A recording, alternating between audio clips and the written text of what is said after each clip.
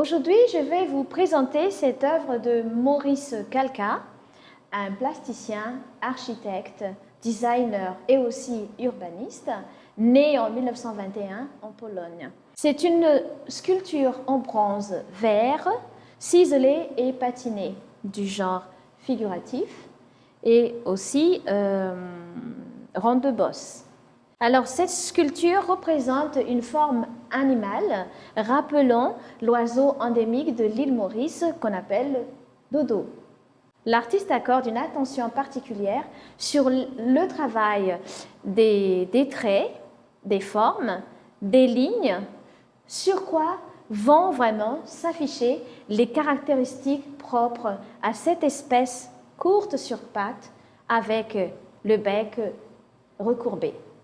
La tête légèrement retirée en arrière, supportant un bec volumineux, et le corps généreusement arrondi indique la lourdeur de l'animal, réputé pour sa maladresse dans ses mouvements et par sa nature paresseuse.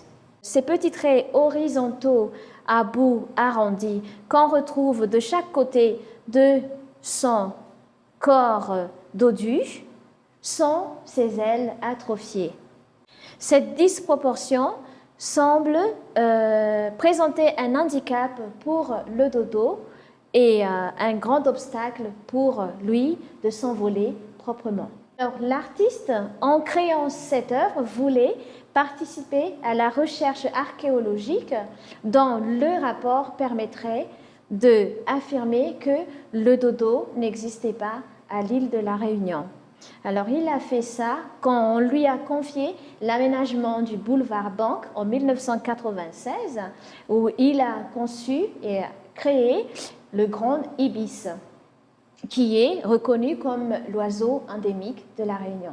Même si l'oiseau dodo n'a pas existé à l'île de la Réunion, sa présence est toujours citée par la mythologie et les légendes.